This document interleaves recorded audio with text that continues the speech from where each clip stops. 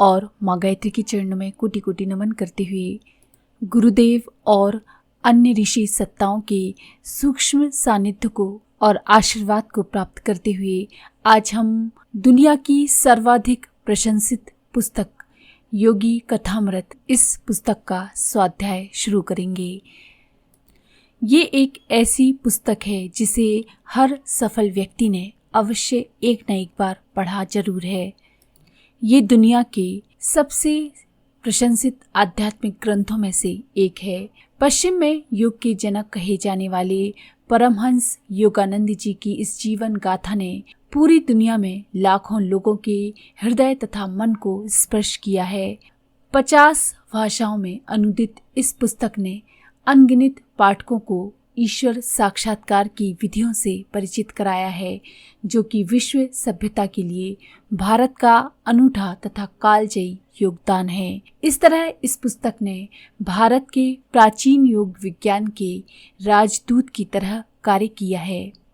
सन 1946 में प्रथम मुद्रण के समय से ही ये पुस्तक एक अति उत्कृष्ट कृति के रूप में अभिनंदित की जा चुकी है और सन 1999 में इस पुस्तक को शताब्दी की 100 सर्वोत्कृष्ट आध्यात्मिक पुस्तकों में से एक कहकर सम्मानित किया गया है।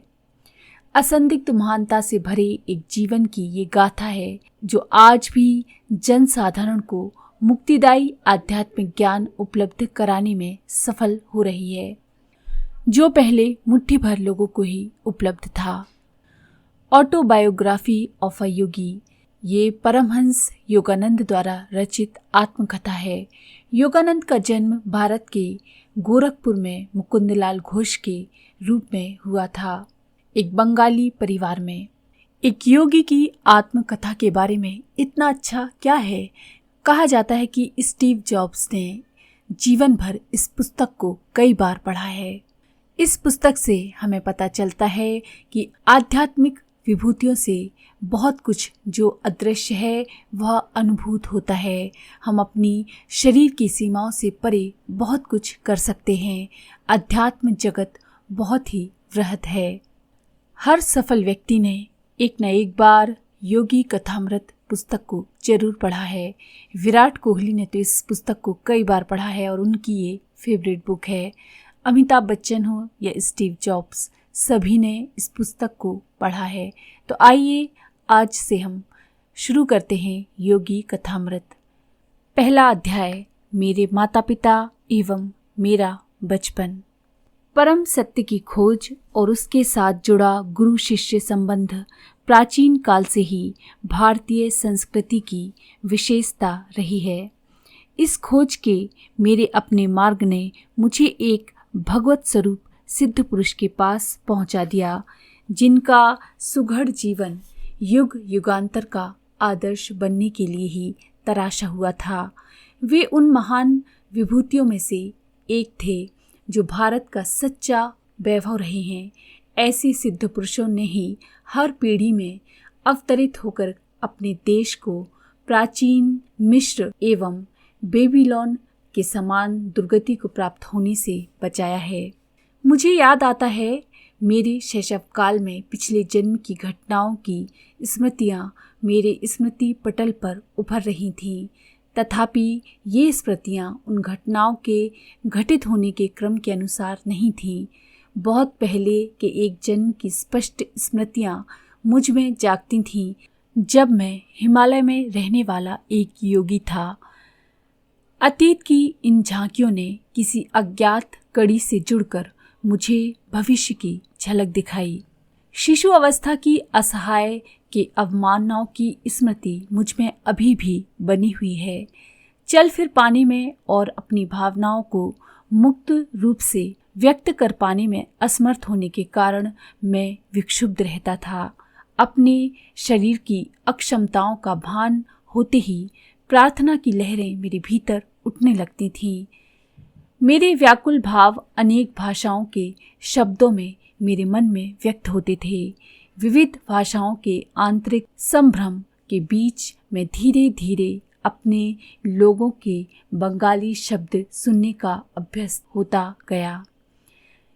ये भी शिशु मस्तिष्क की मन बहलाने की सीमा, जिसे बड़े लोग केवल खिलौनों और अंगूठा चूसने तक ही सीमित मानते हैं। इस मानसिक विक्षुब्धता और मेरा साथ ना देने वाले शरीर के कारण कई बार मैं झल्लाकर आकुलता से रो पड़ता था। मेरी आकुलता पर परिवार में सबको होने वाला विस्मय मुझे याद है। सुखद स्मृतियां भी अनेक हैं। मेरी माँ का दुलार और तुतलाने तथा लड़खड़ा के चलने के मेरे आरंभिक प्रयास। इन आरंभिक सफलताओं को सामान्यतः जल्दी ही भुला दिया जाता है, परंतु फिर भी वे आत्मविश्वास की स्वाभाविक आधारशिलाएं होती हैं। मेरी इन सुदूरगामी स्मृतियों का होना कोई अपूर्व बात नहीं है।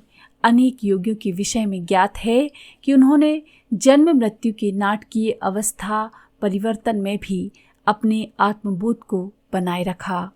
यदि मनुष्य केवल शरीर होता तो निसंशय उसकी मृत्यु के साथ ही उसका अस्तित्व समाप्त हो जाता, किंतु यदि युग युगांतर से सिद्ध महात्माओं ने सत्य प्रतिपादित किया है तो मानव मूलतः अशरीरी सर्वव्यापी आत्मा है। शैशवावस्था की सुस्पष्ट स्मृतियों का होना विलक्षण तो है, किंतु ऐसी घटनाएं अति दुर्लभ भी नहीं। अनेक देशों में यात्रा करते हुए मैंने अनेक सत्यनिष्ठ स्त्री पुरुषों के मुख से उनकी शैशवावस्था की स्मृतियां सुनी हैं। मेरा जन्म पूर्वोत्तर भारत में हिमालय पर्वत श्रेणी के निकट स्थित गोरखपुर में 5 जनवरी 1893 ईस्वी को हुआ था। वहीं मेरे जीवन के पहले 8 वर्ष व्यतीत हुए थे। हम 8 बच्चे थे, 4 भाई और 4 बहनें।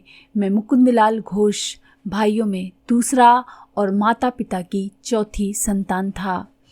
मेरे माता पिता बंगाली क्षत्रिय थे, दोनों ही संत प्रकृति के थे।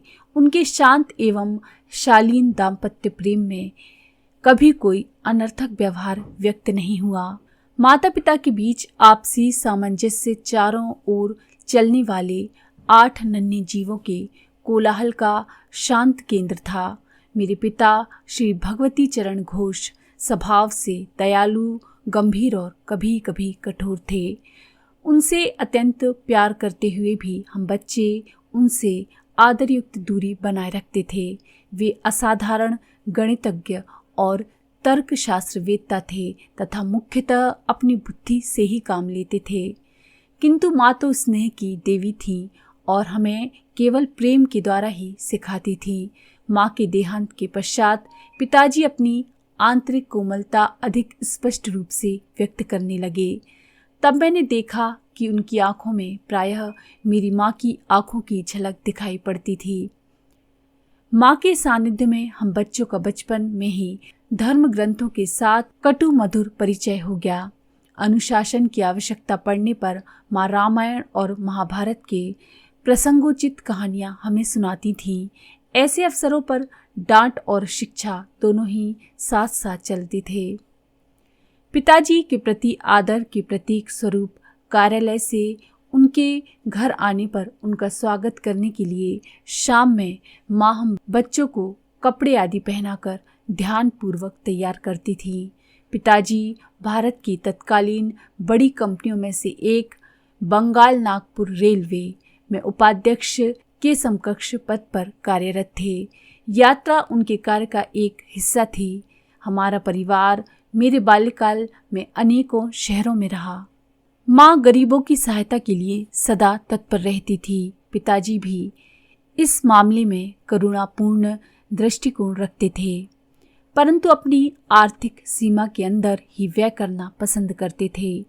एक बार 15 दिनों में माँ ने गरीबों को खिलाने में पिताजी की मासिक आय से अधिक रकम खर्च कर दी। इस पर पिताजी ने माँ से कहा, मैं तुमसे केवल इतना ही कहना चाहता हूँ कि कृपा करके अपना दान धर्म उचित सीमा के अंदर करो। माँ को अपने पति की ये सौम्य उलाहना भी व्यथाजनक लगी। बच्चों को किसी प्रकार के मतभेद का कोई आभास दिए बिना माँ ने एक घोड़ा गाड़ी मंगवाई। नमस्कार, मैं अपने मायके जा रही हूँ, प्राचीन धमकी। हम लोग चकित होकर विलाप करने लगे। उसी समय संयोगवश हमारे मामा वहां आ गए।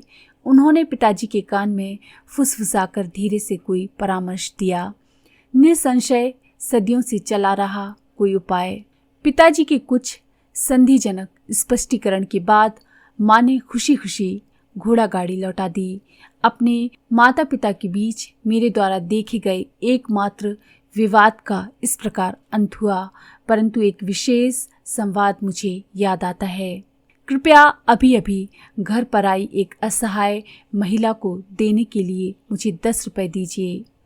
माँ की मुस्कुराहट में मनाने की अपनी एक शक्ति थी। 10 किस लिए, 1 रुपया ही काफी है। पिताजी ने इसके साथ एक औचित्य समर्थन भी जोड़ दिया। जब मेरे पिताजी और दादा दादी की अचानक मृत्यु हो गई, तब मैंने गरीबी को पहली बार अनुभव किया। मीलों चलकर स्कूल जाने से पहले मेरा नाश्ता होता था केवल एक छोटा केला।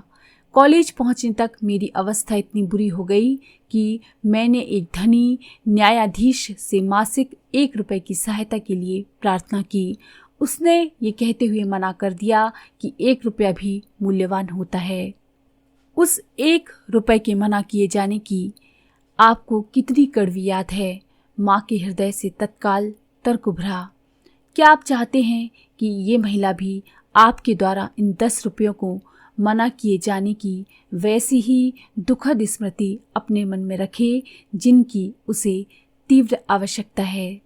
तुम जीती। पराभूत पति की सनातन भाव भंगिमा के साथ पिताजी ने अपना बटुआ खोला और कहा, ये लो 10 रुपए का नोट। उस महिला को ये मेरी शुभकामनाओं सहित दे दो। किसी भी नए प्रस्ताव पर पहले नहीं कह देना पिताजी का स्वभाव था। इतनी सहजता से माँ की सहानुभूति जगाने वाली उस अपरिचिता के प्रति पिताजी का रवैया उनकी स्वभावगत सतर्कता का एक उदाहरण था।